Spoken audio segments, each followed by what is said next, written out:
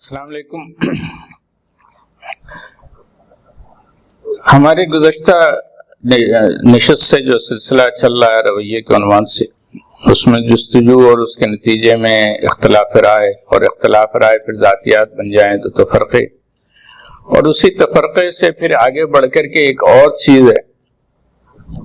اور یہ ایک بہت بڑی بیماری ہے جس نے امت کو تباہ کیا ہے، اور وہ ہے، آپ اسے خود ستائی کہہ سکتے ہیں، اور انگلش میں اسے ہم سیلف رائٹیس کہتے ہیں۔ یہ بیماری وہ ہے کہ جو پرہیزگاری اور تقوی کی بنیاد پہ پیدا ہوتی ہے۔ یعنی ہم تو یوں سمجھتے ہیں نا کہ برائی صرف وہی ہے جو معروف معنوں میں برائیاں ہیں، لیکن حقیقت یہ ہے کہ چونکہ نفس اور شیطان ہماری نفسیات سے کھیلتا ہے، تو بسا اوقات جب ہمارے اندر جو ہے وہ یہ شیطان محسوس کرتا ہے کہ اسے ہم کسی غلط کام میں انوالو نہیں کر سکتے، اور اختلاف کو جب ہم اپنی ذاتیات بنا لیتے ہیں اور وہاں سے تفرقے کی بنیاد ڈال دیتے ہیں، تو پھر شیطان اس کیفیت کو اور بڑھاتا ہے، اور اس کے نتیجے میں ہمارے اندر یہ زوم پیدا ہوتا ہے کہ میں ہی متقی ہوں، میں ہی ٹھیک ہوں، اور میں جو کہہ رہا ہوں اور جو میری رائے ہے یہی ٹھیک ہے۔ اور یہ وہ کیفیت ہے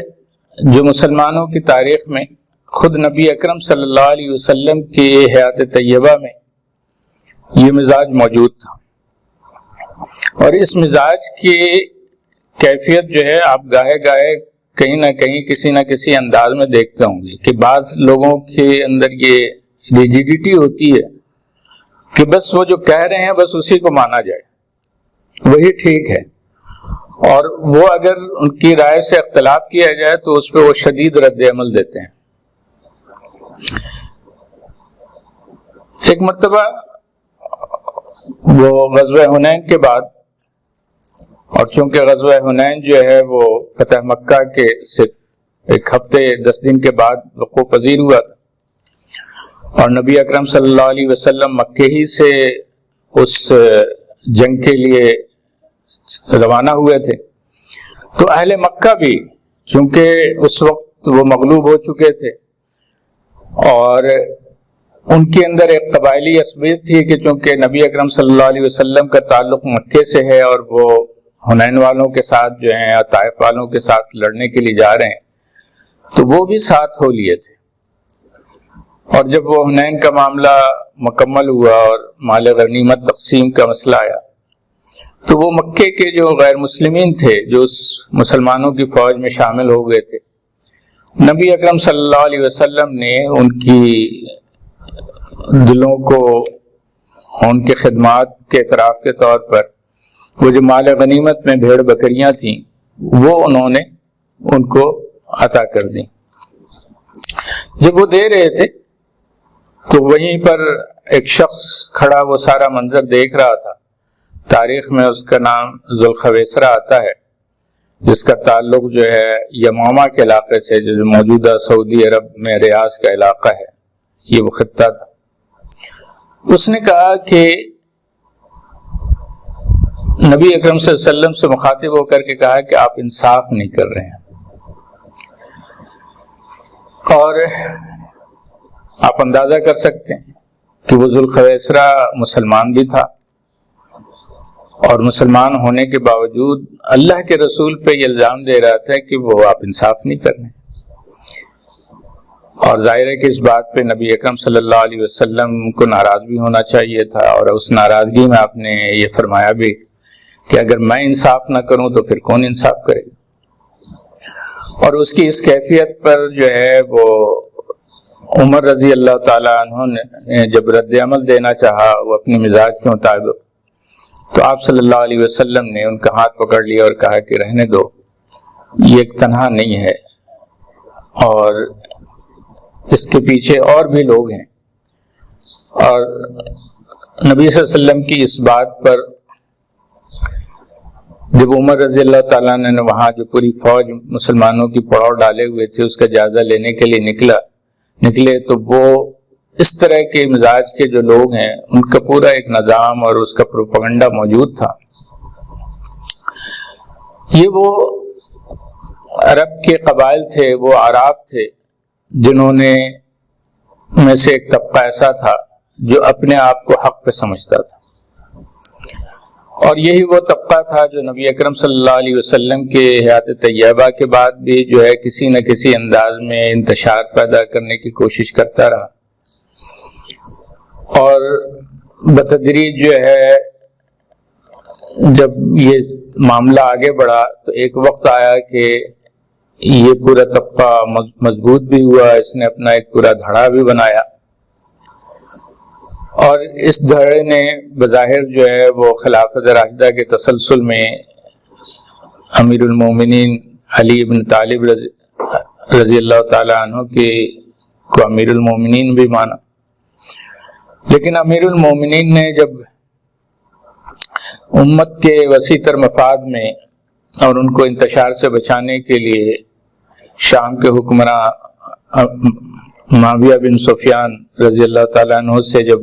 ایک مفاہمت کر لی، ایک محاکمت کا جو ہے تحکیم کا فیصلہ ہوا، تو یہی وہ طبقہ تھا جو ابھی تک اپنے آپ کو شیعان علی کہہ رہا تھا اور علی کا طرفدار کہہ رہا تھا، یہ باغی ہو گیا، اور اس کے نتیجے میں جو ہے وہ اس حد تک گیا کہ اس کے نزدیک میں علی بھی کافر تھے اور معاویہ بھی کافر تھے. اور پھر بات یہیں تک نہیں رکی، ان لوگوں نے ایک دن جو ہے وہ معاویہ کو بھی اور مصر کے حکمراں عمر بن عاص کو بھی اور علی ابن طالب کو بھی، ان سب کو ایک دن ہی میں جو ہے قتل کرنے کا پلان بھی بنایا. لیکن یہ ہے کہ معاویہ وہ بچ گئے، عمر ابن عاص بھی بچ گئے، اس لیے کہ اس دن وہ فجر کی نماز پڑھانے نہیں آئے تھے، وہ ان کی طبیعت خراب تھی، اور علی ابن طالب جو ہے ان کا شکار ہو گئے. تاریخ میں اس گروہ کو خارجی کہا گیا، لیکن یہ خارجیت تو بظاہر وہ تاریخی پس منظر میں وہ ایک گروہ بنا، اور اس کی جو ہے وہ پھر بعد میں انہوں نے جو لوگ آئے انہوں نے اپنی شدت پسندی سے اس سے دور بھی گئے. لیکن حقیقت یہ ہے کہ خارجیت کا اگر جائزہ لیا جائے تو آج ہمارے ہر طبقے کے اندر جو ہے یہ سیلف رائٹیس کی یہ بیماری موجود ہے. ہمارے یہاں اگر مذہبی دائرے میں بات کی جائے تو یہ پرتشدد ذہنیت جو ہے وہ کسی طبقے کے اندر موجود ہے.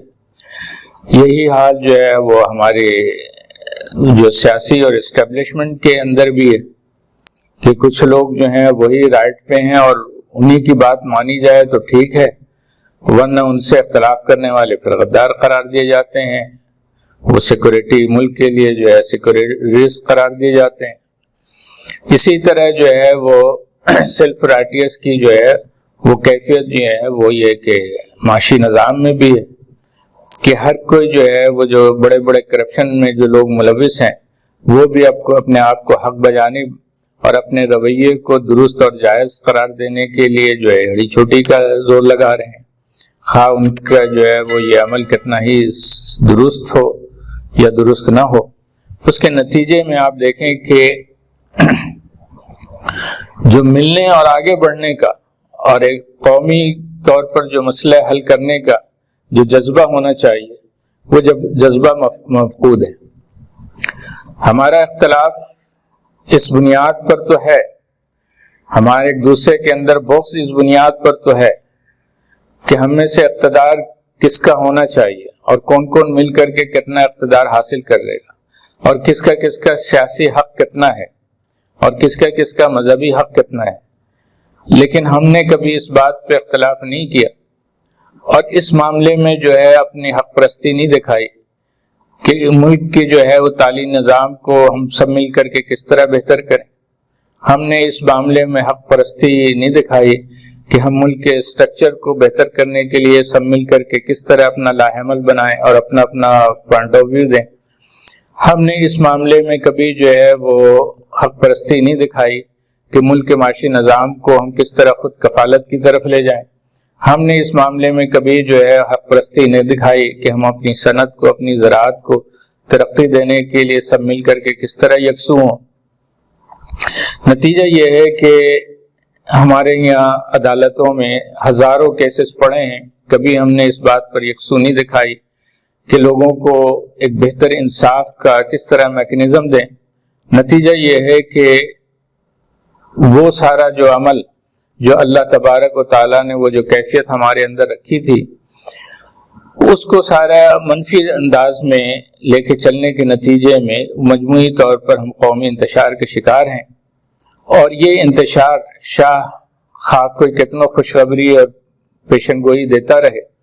لیکن اگر بظاہر معاشی ترقی ہو بھی گئی کسی ملک کی دوستی کے نام پر اور کسی ملک کے خیرات کے نام پر،